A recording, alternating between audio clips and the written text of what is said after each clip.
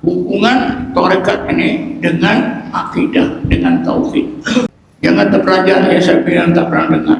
Kita belajar tauhid menurut ulama tasawuf ada dua peringkat. Selama ini kita tahu satu je, mengenal Allah, ikut, mestilah ikut belajar ilmu tauhid, itu saja.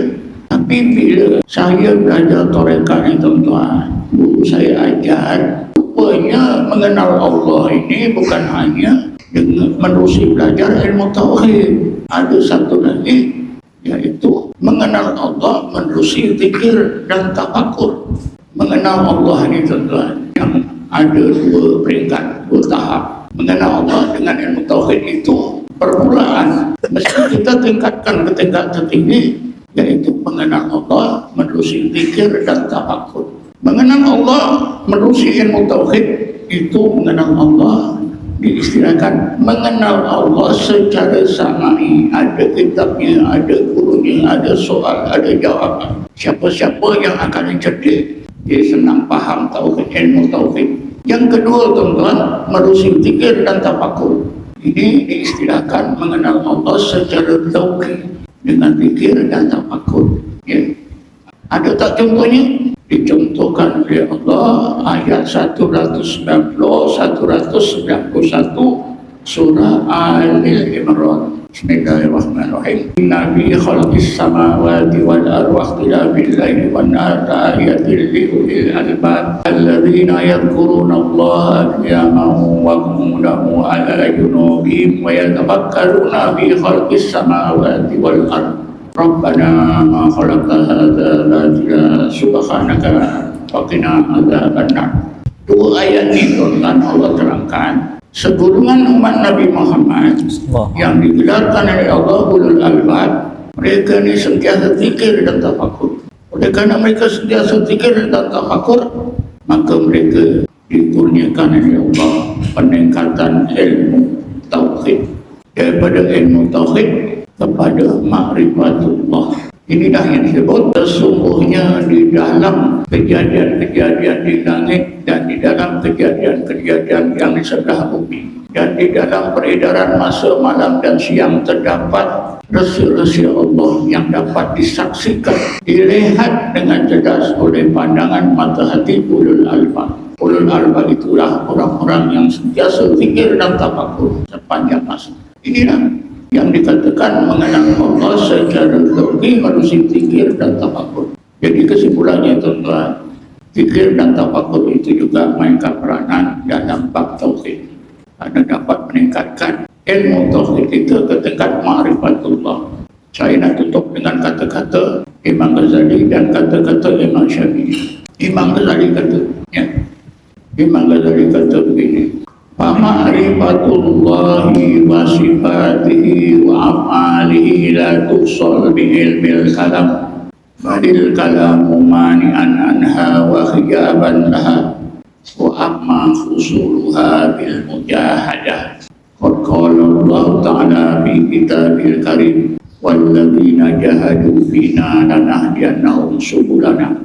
Maksudnya ma'rifatullah, makrifat tentang wujud Allah, makrifat tentang sifat-sifat Allah, makrifat tentang perbuatan-perbuatan Allah tak akan dapat dicapai menerusi belajar ilmu tauhid. Bahkan seseorang yang terus belajar ilmu tauhid dengan tujuan untuk mendapat makrifat yang tersebut, dia akan terhalang, akan terhijab. Karena cara untuk mendapatkan ma'rifatullah itu mestilah melakukan mujahadah yang khusus. Imam Ghazali diterangkan macam mana mujahadah ini. Seorang itu, kata Imam Ghazali, ambil wuduk, sampurnakan wuduk, lalu pilih tempat zikir. Dia dapat duduk berzikir terus Allah, Allah, Allah. Jangan berhenti-henti. Jangan ingat lain, ingat Allah saja. Nanti Allah akan ilhamkan terus ilmu ke dalam hati. Aku buat macam ini 40 hari 40 malam. Aku rasa Allah kurniakan aku satu ilmu yang dulu aku tak ada. Aku tambahkan lagi 40 hari 40 malam. Aku rasa Allah kurniakan aku satu ilmu lain yang dulunya aku tak ada. Para Nabi dan Rasul, para wali-wali Allah dapatkan ilmu dengan cara ini. Tuan-tuan bacalah dalam tulisan kitab-kitab Imam Ghazali. Akhir sekali saya janji dari kata-kata Imam Syafi'i. Imam Syafi'i dia belajar tasawuf dan tarekat. Guru tasawuf dan tarekatnya siapa dia? Bernama Subhanur Rahmi. Seorang biasa kerja jaga kambing unta orang kaya. Ya. Itu guru Imam Syafi'i. Apa kata Imam Syafi'i? Man arada an yaftahallahu qalbahu wa yarzuqhu al-ilma ma'alaihi bil khirwati wa taqlilil akli wa tadni bis subha wa ba'dil ulama alladzina laisa lahum insafun wala adabun. Saya apa ni kerana selalu saya sebut tuan. Maksudnya siapa yang mahu Allah bukakan berbagai hijab hati, lalu Allah kurniakan ilmu terus ke dalam hati, ini makrifah. Wajiblah dia berkhalwat, bersunyi diri, duduk berzikir seperti tadi. Fatak lilil akli, sedikitkan makan, sedikit cakap, ya, sedikit tidur, dan juga jauhkan diri daripada setengah ulama yang tidak ada ulama yang menghantui kita lah, tak boleh didekati. Kan ada jenis ulama awak baca Quran tak tahu makna apa sisir, betul tak tuan-tuan? Baca Quran tak tahu makna sisir, betul tak? Baca Quran tu dibaca, kalau tahu makna bagus, kalau tak tahu makna pun tetap dapat pahala. Ini dia hantui budak-budak. Engkau baca Quran tak tahu makna, sia-sia, tak guna. Ini jenis ulama ni tak boleh. Kata Imam Syafi'i tak boleh dekati. Jadi dengan itu tuan-tuan, Imam Syafi'i pun belajar.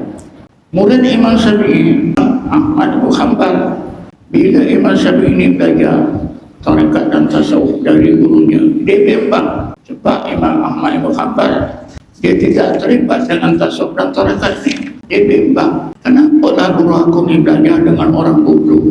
Satu hari tuan-tuan, Imam Syafi'i secara kebetulan berjalan dengan muridnya Imam Ahmad bin Hanbal. Berjalan-jalan terserempak guru Imam Syafi'i Subhanallah. Dalam hati Imam Ahmad kata, ini peluang baik, aku nak sedarkan guru aku macam mana bodohnya Subhan. Bila dah bersalam bertanya-tanya, Imam Ahmad bin Hanbal tanya Subhan, wahai Subhan, aku ada satu masalah. Orang bertanya, aku tak boleh jawab. Masalahnya begini, wahai Subhan. Seorang hamba Allah, dia tertinggal satu sembahyang fardu 5 waktu. Dah berapa lama dia nak qada. Bila nak qada, dia tak pasti subuh ke, zuhur ke, asar ke, maghrib ke, isyak yang ditinggal. Macam mana nak buat? Macam mana nak selesai? Subhanallah, kata orang ini jadi seorang wajiban dia mendidik diri supaya hilang sifat lupa. Bila hilang sifat lupa, dia akan ingat. Pada masa itu barulah dia qada. Jawapan ini tuan-tuan betul. Tapi Imam Ahmad bin Hanbal orang alim, dia malu. Bukan malu dengan gurunya, dia malu dengan Allah.